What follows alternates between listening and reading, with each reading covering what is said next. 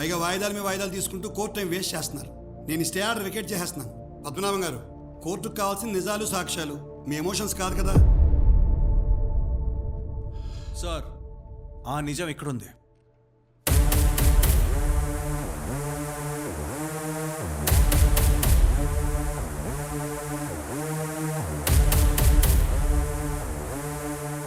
ఏముందా ఆ కవర్లో? Building papers sir. With your permission Talwar గారు 2 క్వశ్చన్స్ అడగొచ్చా సార్? సివిలియన్కి ఎలా పర్మిషన్ ఇస్తారు సార్ క్రాస్ ఎగ్జామిన్ చేయడానికి? జడ్జి నేనయ్యా. ఇంకా 10 నిమిషాలు టైం ఉంది కదా, నువ్వు అడగవయ్యా. Thank you sir. తలవార్ గారు హాయ్. మీ కంపెనీ ఎప్పుడు పెట్టారు sir? 1993 Vajra constructions. Bombay, Pune, Hyderabad, Delhi, you name it, మా వెంచర్స్ అన్ని చోట్ల ఉన్నాయి. మీరు ఈ ట్రస్ట్ ల్యాండ్ ఎప్పుడు కొన్నారు? 2018. 2018 అంటే బాబాగారు చనిపోయిన తర్వాతేగా? Of course yes. వాళ్ళ తమ్ముడు వచ్చి ప్రపోజల్ పెడితే మేము కొన్నాం. సో మీరు 2018లోనే ఈ ల్యాండ్ కొన్నారు? 2018 ఫిబ్రవరి. ఆ ల్యాండ్ అక్కడ మీకు ఎలా తెలుసండి? It's a prime property. We enquired it and we bought it. So అంతకుముందు మీకు బాబాజీ గారు ఎవరో తెలీదు? తెలీదు. ఆ ల్యాండ్ అక్కడ ఉందని తెలీదు? అఫ్ కోర్స్ తెలీదు. మీరు ఆ బిల్డింగ్ కన్స్ట్రక్షన్ ఎప్పుడు స్టార్ట్ చేశారు సార్? Sir please. 2019 మార్చ్ 20 కాదు, ఆ నెక్స్ట్ డే స్టార్ట్ చేసాం. It was an auspicious day. So mister Talwar, మీరు 2019లోనే? ఏమయ్యా, నీకు 10 నిమిషాలు టైం ఇచ్చినప్పుడు 1 minute సార్. మిస్టర్ తల్వార్, 2018 వరకు మీకు అక్కడ ల్యాండ్ ఉన్న విషయం తెలియనప్పుడు 2017లో ఎలా సార్ ప్లాన్ గీయించారు? ఏంటయ్యా నువ్వు అనేది? సార్ ఒక్కసారి ఆ లేఅవుట్లో ఉన్న డేట్ చూడండి సార్. 2017. సార్ ఇదే తల్వార్ గారు నేను ఆయన ఆఫీస్కి వెళ్ళినప్పుడు మీ అందరి దగ్గర ఉన్న 2019 పర్మిషన్ లేఅవుట్ చూపించారు. బాబాజీ గారు చనిపోకముందు 2017లో తీసుకున్న ఈ మ్యాప్ బయటకు వస్తే మొత్తం నిజాలు బయటకు వస్తాయని ఈ మ్యాప్ బయటికి రాకుండా శతవిధాలుగా ట్రై చేశారు సార్.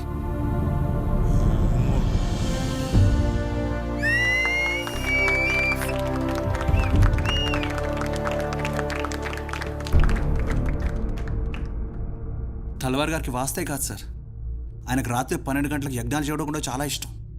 ఓ మహాయజ్ఞంలో బాబాజీ గారే కాకుండా వారితో పాటు 6 చిన్నపిల్లలు కూడా చనిపోయారు సార్.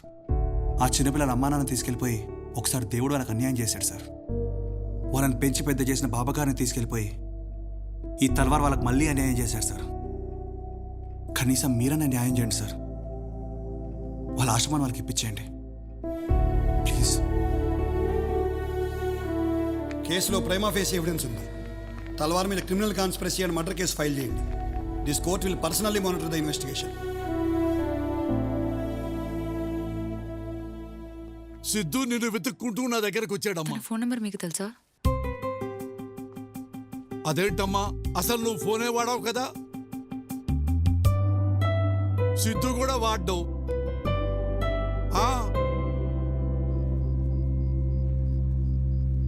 మరిదంతా నాకెందుకు చెప్పలేదు? తనే చెప్పొద్దన్నాడు. నీకోసం హాస్పిటల్ కూడా వచ్చాడు, కానీ నేను చూడకుండానే వెళ్ళిపోయాడు. నేను సిద్ధుని కలవాలి. తను ఇప్పుడు ఎక్కడుంటున్నాడో తెలీదు. నేను మీ దగ్గర ఉన్నానని సిద్ధుకి ఎలా తెలుసు? మేబీ హాస్పిటల్లో ఆ కండక్టర్ చూసి చెప్పాడు అనుకుంటా. I don't know the exact details అండి. మిమ్మల్ని కలవడానికి ఒక అబ్బాయి వచ్చాడు కదా, సిద్ధు అని. సిద్ధు ఇప్పుడు ఎక్కడున్నాడనేది మీకు తెలుసా? సిద్ధు కాదు కానీ అమ్మా, సిద్ధు ఫ్రెండ్ భాగ్య అని గన్ ఫౌండరీ దగ్గర ఉంటుందమ్మా. మనం అక్కడికి వెళ్ళి చూద్దామమ్మా, పదమ్మా. అమ్మా భాగి. బాబాయ్ మీరేంది ఇట్లా? ఒకసారి ఇలా రా అమ్మా. 1 second. రింగి చెల్లిపోతుంది. బాబాయ్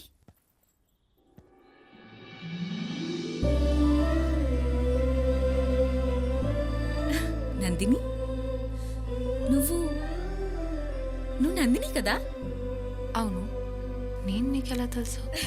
అయ్యో, నువ్వు నాకు తెలియకపోవడం ఏంది? సిద్ధు నువ్వు ఎట్లా ఉంటావని ఎక్స్పెక్ట్ చేసిండు, సేమ్ అట్లనే ఉన్నావు తెలుసా? అమ్మా భాగి, త్వరగా రా. పర్వాలేదులే, ఇది నా రెండోదే. బాగి, ముహూర్తానికి లేట్ అవుతుంది. నా ఫియోన్సే పర్వాలే ఆని కూడా రెండోదేలే. నందిని. సిద్ధు సిద్ధు సిద్ధు అంటే ఎవరని చెప్పాలి? సిద్ధు అంటే నందిని రాసిన 18 పేజీలు. నువ్వు హైదరాబాద్లో చలిగా ఉందని రాస్తే వాడు మే నెలలో 42 degrees టెంపరేచర్లో స్వెట్టర్ వేసుకొని వచ్చిండు. నిన్ను కిడ్నాప్ చేశారు అని డైరీలో రాసినావు. అప్పుడు నువ్వెంత భయపడ్డావో తెలియదు గాని నీ భయం అంతా సిద్ధునే అనుభవించిండు. అరే పేజ్ తిప్పరా ఏమైందో తెలుస్తుంది అంటే వాడి చేతులు వణికిపోయాయి తెలుసా నందిని? నువ్వప్పుడు ఆ సందీప్కి లవ్ లెటర్ రాసినావు గుర్తుందా? వాడు సచ్చినంత పనైంది. అప్పుడు అర్థమైంది నందిని, ఒక మనిషి ఇంకొక మనిషిని ఇంతలా ప్రేమించగలడా? నన్ను అడిగితే నువ్వు బ్రతుకున్నావన్న వాడి నమ్మకమే నిన్ను బ్రతికించింది నందిని. ఎన్ని చేసి హాస్పిటల్ దాకా వచ్చి నన్నెందుకు కలవలేదు? నేను నీకోసం చాలా చేశాను. నన్ను లవ్ చేయమని అడగాల? అసలు సిద్ధు అనేవాడు ఎగ్జిస్ట్ అవుతాడన్న విషయం కూడా తనకు తెలియదురా. హా? నీకు విషయం తెలుసా? ప్రేమించడానికి రీజన్ ఉండకూడదు. ఎందుకు ప్రేమించావా అంటే ఆన్సర్ ఉండకూడదు. నందిని ఎక్కడికి? సిద్ధు దగ్గరికి. ఈరోజు నాకింత ఆస్పిషియస్ డే, కానీ వాడిడ లేడు. నందిని కోసం ఏదో చేయాల్సింది మిగిలిపోయిందని వెళ్ళిపోయిండు. వాడెక్కడ పోయిండో ఎవ్వరికీ తెలీదు. నాకు తెలుసు. అమ్మ నాన్న సంవత్సరికం దగ్గరికి వస్తుంది. వెంకట్రావు గారికి కవర్ ఇచ్చిన వెంటనే ఎలాగైనా కాశీకి వెళ్ళాలి. ఇంకా ఇదే మిగిలింది సిద్ధు చేయడానికి. సిద్ధు ఎవరని వెతుకుతూ వచ్చిన నాకు సిద్ధు అంటే నందిని జ్ఞాపకాలు, నందిని ఆలోచనలు, నందిని అనుభూతులని అర్థమైంది.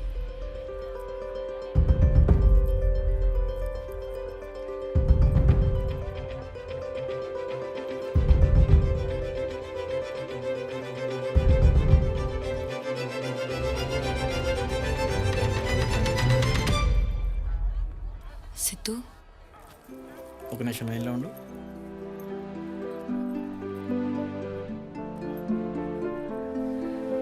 సారీ.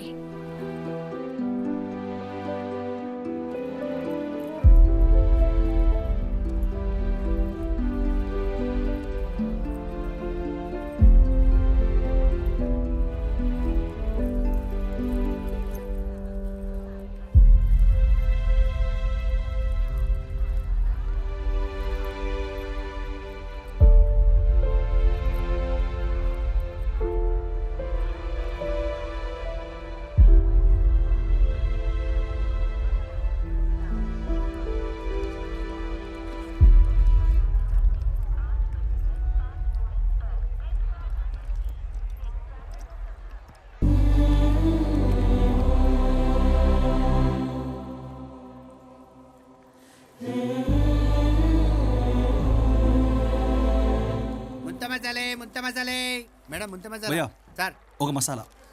Okay sir. అలా కాదు, నిమ్మరసం 2 చుక్కలు.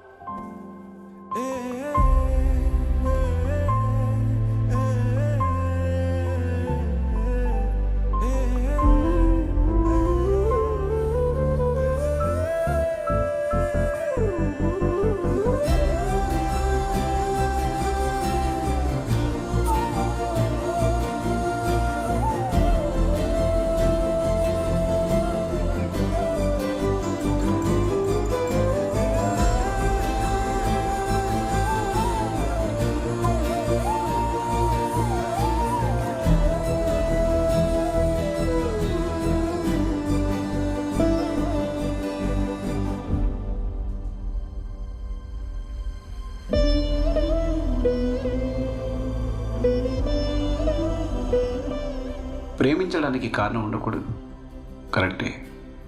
కానీ ఒక మంచి కారణం వల్ల పుట్టిన ఇంత గొప్ప ప్రేమని ఎలా కాదనగలం?